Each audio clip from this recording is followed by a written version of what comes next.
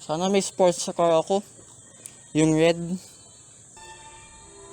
Why do I hear nut-nut?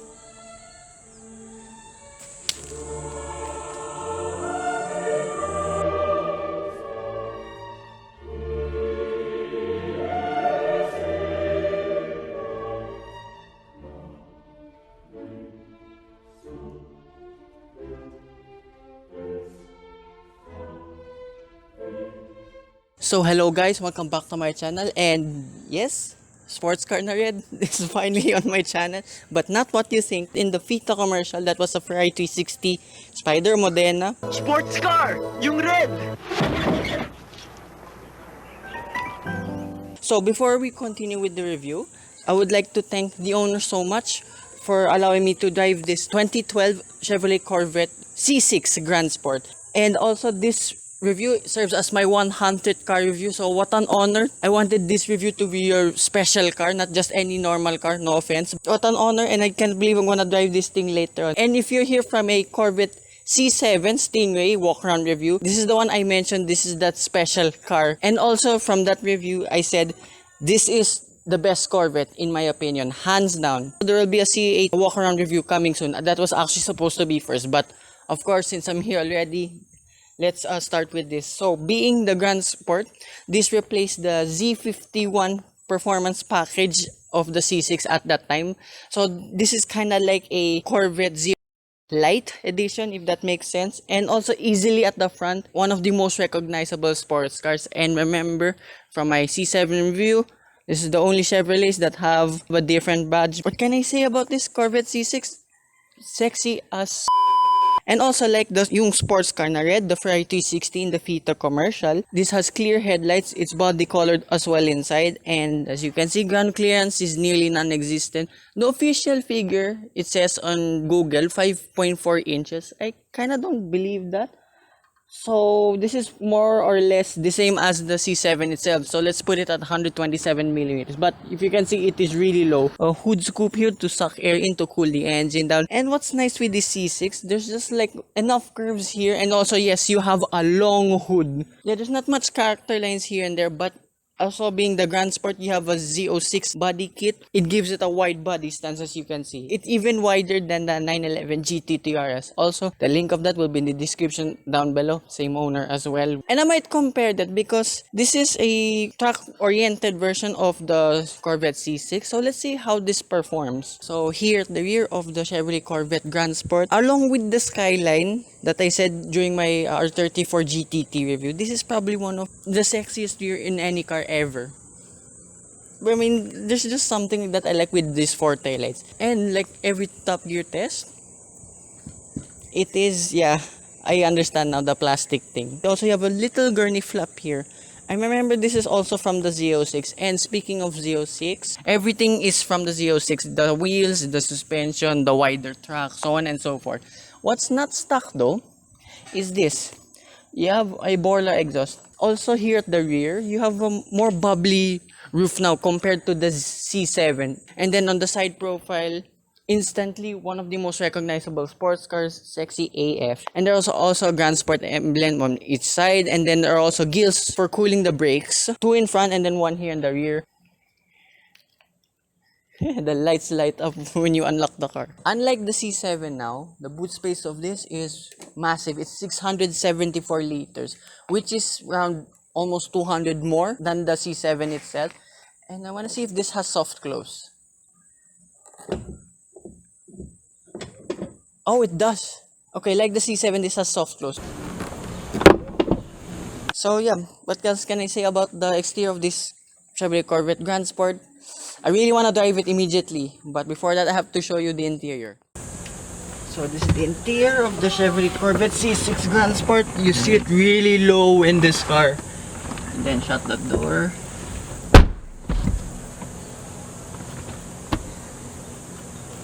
Also, how to open the door is very similar to the C7. It's a button here. And then, in case this gets low bat, also like the C7, the manual lever release is down here, just below the driver's seat.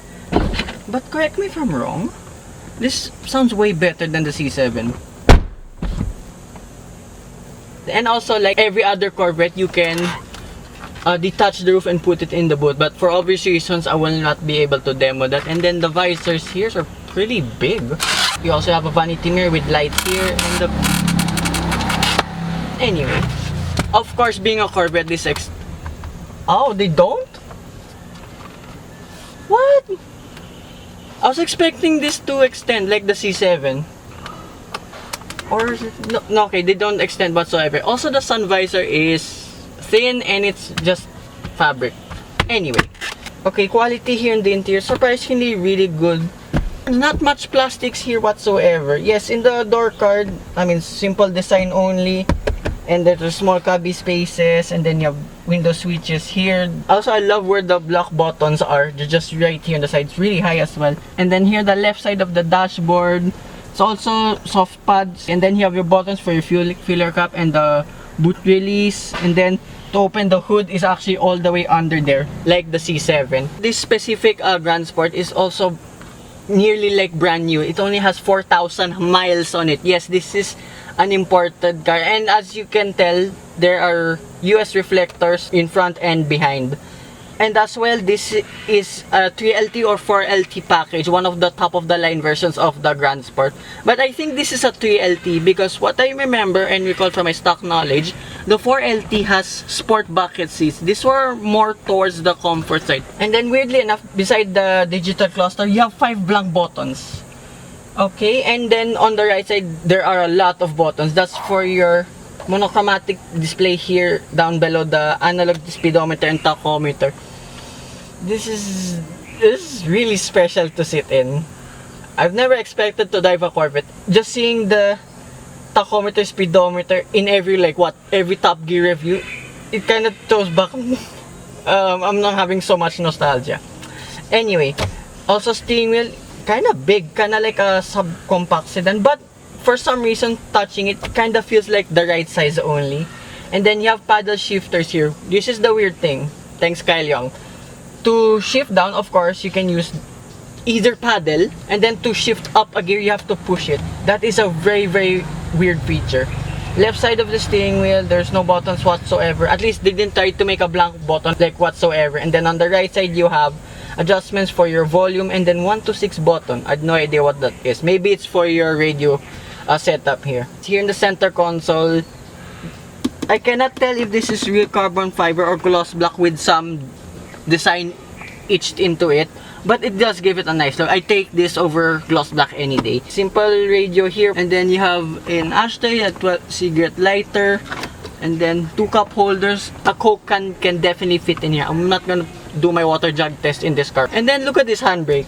It's all the way to the right, but ergonomics, surprisingly, for the handbrake, it's not as bad as you think. It just looks off. This is the fanciest start-stop button I've ever seen. It's also a very, very long button.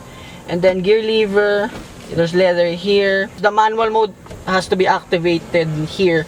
There's no plus minus here whatsoever. Also, there's a traction control button here. I will not turn that off as advice from the owner, and he told me not to floor it. You know I floor things in my channel. Oh, it's best. This is not my car. I'm not gonna floor it, with respect from the owner.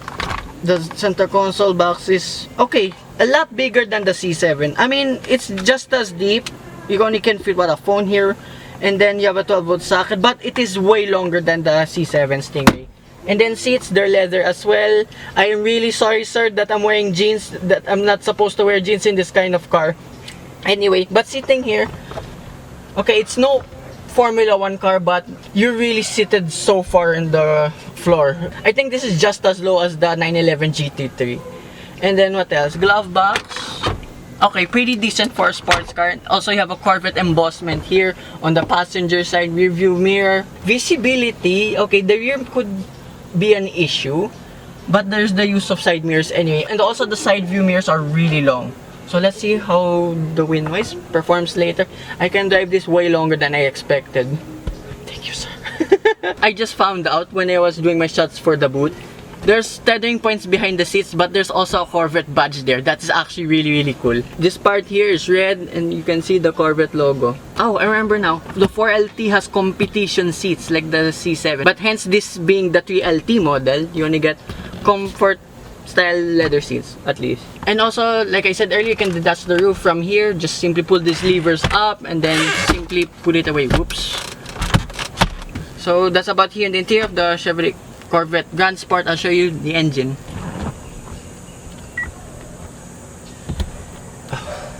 I keep forgetting.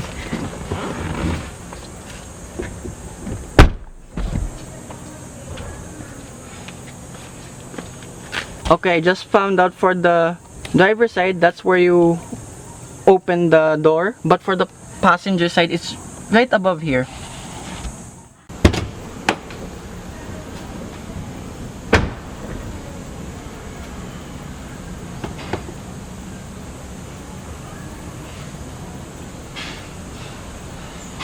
So this is the engine of the Chevrolet Corvette C6 Grand Sport. It's a 6.2 liter naturally aspirated LS3 V8 that produces 430 horsepower and 575 Newton meters of torque, and is mated to a 6-speed automatic transmission. So those numbers are really comparable to the 911 GT3 RS, the one I'm referring to, the 991.1. So let's see how this compares. And also, being the LS3 V8 engine, this is the popular engine you can literally swap out with everything in any car if you want. And also, this has been fitted with the K&N filter. So I assume with that and the boiler exhaust at the rear, this produces more power than its stock figure. Now there's also Corvette embossment in the hood.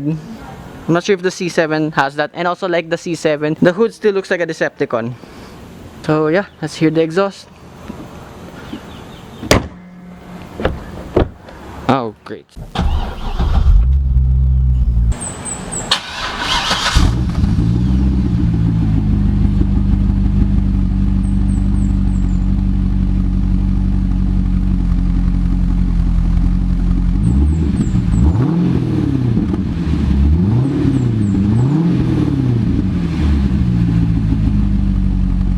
Unlike the C7, when you start the engine, this is a less of a shudder than the C7, but nevertheless, it's still an event. That's all the way down. I am legitimately scared, by the way. Okay, the visibility at front is already intimidating. You sit so low. That I can see what's underneath the hood. But then again, it's a low car, so you know where everything is placed, I assume. Also, I've been advised by the owner to make siete a lot in the hubs, because this is, for his experience, a way lower car than the 911 GTT. So yeah, there's a lot of things I have to look out for. So first impressions driving this, yeah, it's already scary. The steering, there's already a good amount of weight to it. Like, it's kind of similar to a Hyundai Genesis, the steering feel. It is heavy. The brakes, I mean, I'll demo it now. They are really strong. The bite's really hard, since you have what, 18-inch wheels at the front and the rear, and then you have 6 piston calipers at the front and then 4 at the rear. Yep, this is already really scary to drive, to be honest. And also, first impressions, the aircon got cold really fast, surprisingly. And here's a hum. Really slow. Okay, that is terrifying. Also, nice sounding indicators, if you can hear that.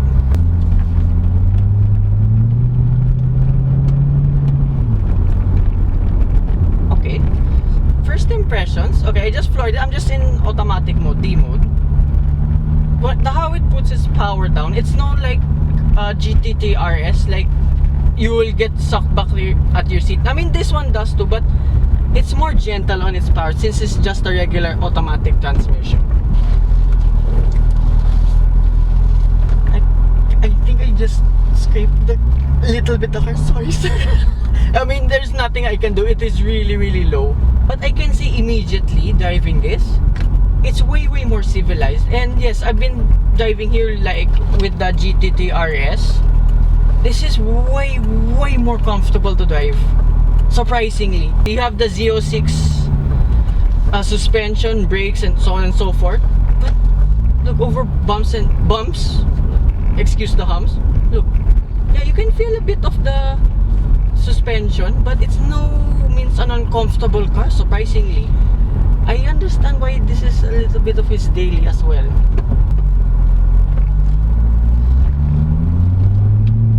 The engine sounds terrific, by the way. Okay, yeah. Oh, I have to take note of this before I forget. This is miles per hour. So I was like 20. How come it feels fast already? Oh, miles per hour. So we're going here out of the highway. Okay, is NVH surprisingly, it's really good. I mean, yes, over what, bumpy road like this, and oh my gosh, this suspension is crazy. Yes, it's flat when you corner, of course, hence it's a sports car, but oh my gosh, it's still comfortable. And let's floor just a bit. Okay. When you floor it just a little bit more, it will be very eager to go. To shift up and down, you have to use either paddle. I mean, look, that's shifting down, but you have to push it to change up a gear. Okay.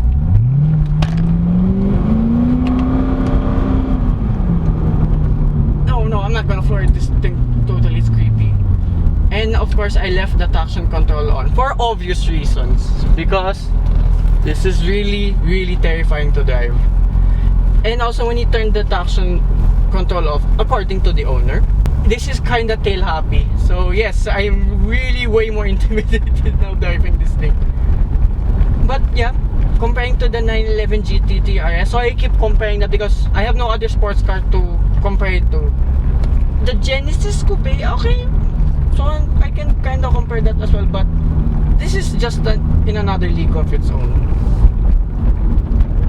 Yeah, I understand the point of the Grand Sport.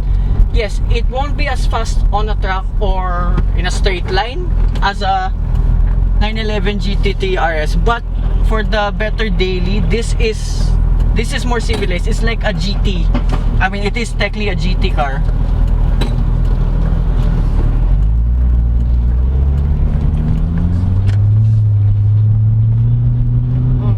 This engine sounds amazing, and yet again, this is only my second V8 on my channel. So yes, being the 100 car review, thank you again, sir, for making this possible. I hope to get more cars like this on my channel. Wow. Okay, the power is surprisingly tameable for me, because when I tried the 911 GTE RS, my soul will get left behind. This one, your soul still goes with you, but it is still fast. But how it puts its power down, okay, way more civilized. And yes, as you can see, just being in drive mode, the transmission is a little bit delayed, but not as delayed as, like, no offense to Chevrolet, unlike some of its regular Chevrolet cars. But I can't wait to try sport mode, but I won't be like a hooligan as this, because this is not my car. I'm very terrified. And remember, this is miles per hour. I have to keep remembering them. This is miles per hour. Okay, visibility, surprisingly, you have the big window. Seeing throughout is actually excellent. The rear view mirror, yeah, it is a bit scary, but throughout, visibility is alright, surprisingly. And then here on the highway, I have no idea what 30 miles per hour is. Yes, there's tire noise. I mean, you got big ass rear tires, 325s and then 275s at the front, so you expect a lot of tire noise, which is understandable. Okay, this is sport mode. Oh my god! Oh, no. I'm not flooring it, by the way. Wow! Okay, the transmission in sport mode is not as bad as you think. If you want the ultimate experience, just leave it in sport mode. Wow!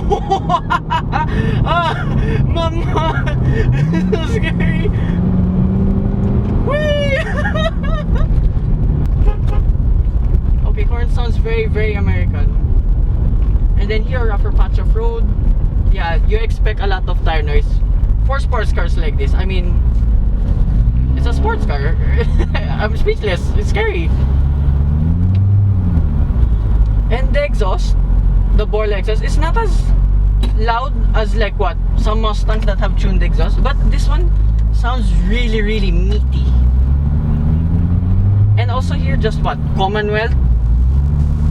It's really composed and planted. I really love the handling of this. Yeah, it is similar to Hyundai Genesis based on my experience. There's a lot of feel in it, you know where the wheels are pointing at, and yeah, and it's so composed on the highway speeds. I have no idea if I'm overspeeding. This is right because this is in miles per hour. This is the problem if you have imported cars. And now on smoother pavement. Okay, the average is not bad at all. Oh, yay. Terrifying. Absolutely terrifying. Oh my gosh, this is I won't forget this experience. Oh my. I'm barely tickling the throttle. It's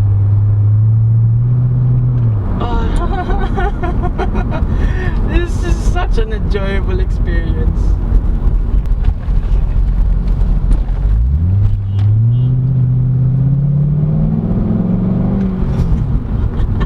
That engine, I'm so speechless at the moment. And yes, being the automatic transmission, unlike the 911 GT3 RS, it's not jerky at all. Like, it's barely jerky, and it's not as bad as you think. Yes, at faster paces in D mode, it tends to be sluggish. I'll be honest with that. But if you're just chilling like around here, going around the highway only, the transmission responds to my command, to be honest. I prefer this though as a daily than the 911 GT3 RS. Yes, they are both track-oriented cars, but for the better daily and less of a hardcore ride, yeah, this Corvette is much better. Yeah, the blind spot, the V pillar, yeah, it might be a bit too wide. And also like the C7, the A pillar here is absolutely wide, so yeah, it might hamper a bit of your visibility.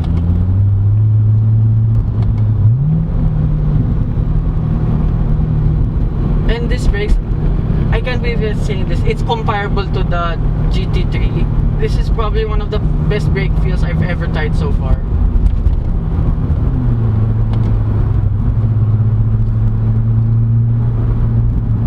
I expected to be the Corvette to be a harsh and extreme ride. Surprisingly not this one. If you have that money and have the chance to get a Corvette C6, grab one immediately. I know there's a manual transmission out there. I can't imagine how extreme that will be, but this automatic transmission is not bad at all. I mean, look, I just that, but constant speeds. Yeah, it's responding to my command, surprisingly. And also, the fuel economy, I've been averaging 11 miles per gallon. Okay, I have no idea what that means in kilometers per liter.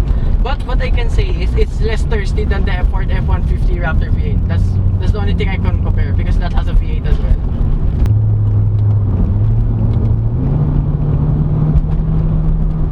I noticed at faster speeds the transmission, it will tend to hunt for the gears. When I was shifting already, it was already at 5th gear. Okay, it does the job, at least trying to maximize fuel economy, which is the complete opposite of what this Corvette is supposed to be. But anyway, oh, it went up to 11.2 miles per gallon now. Huh.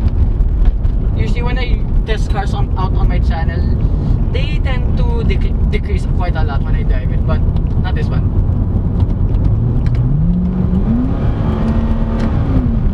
Oh, that engine is so crazy.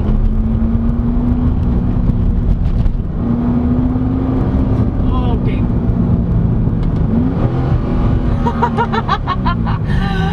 Oh my gosh. And then U-turn, yeah, it's wide, but it's not as wide as you think. It's a sports car.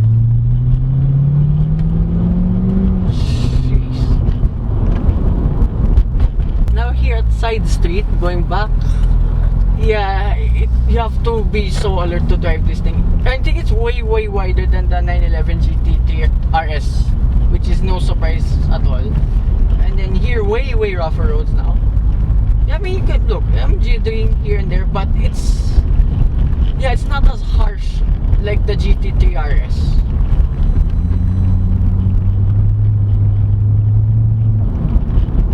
And then yeah, pick up at slow speeds only. It's not bad. I don't mind this automatic transmission at all, but knowing there's a manual transmission somewhere here in the Philippines, I mean, that'd be even crazier to drive. Tire noise, of course, they're wide, but it's not as loud as might one think. I think it's way better insulated than the Hyundai Genesis, I must say. Despite being a V8, I was expecting this to be the louder car than the GT3. Yes, you have the ball exhaust, but surprisingly, it's not as loud as that, of course. And surprisingly, this is even quieter than my car, just being honest. I would like to thank the owner so much and Sir Alfred for assisting me here during this test drive. Yeah, what an honor to be the 100 car review. This car, one of the most special cars here in the Philippines. Yeah, so that concludes my review of this beast. So hope you guys like and subscribe, and I'll see you with more future car reviews. I'm so speechless. So yeah, more likes, more subscribers, we can get more cars like this on my channel. So thank you to all for watching. If you're here from car review number 1 and 2 all the way up to 100, hello, thank you so much. Yeah, bye bye. I haven't done this in a while, like my verdict part of my early reviews, like after I drive a car. I can't stop looking at the thing now. I have so many memorable experience from doing car reviews, but this has got to be on top of that. That's why I was doing that Vette parody commercial earlier in the video, because ever since I watched that commercial, I always wanted to drive a sports car in red, or yung sports car na red. I literally ate the whole Vette already and just been standing there looking at it, yung eating. Yeah, at an emotional day for me to drive that Corvette. That one is like literally one of my childhood cars, along with Ferraris, Lamborghinis, name them. That was in my number 1 spot before. Yeah, again, thanks again for making this all possible, guys. This is my 100th car review again, with a very special car. So enjoy your Vette. This is not sponsored, by the way, so like and subscribe. I'll see you with more. I have a very special series coming up, a 2-part series with another special brand. I'll give you a hint, they're French. Bye bye.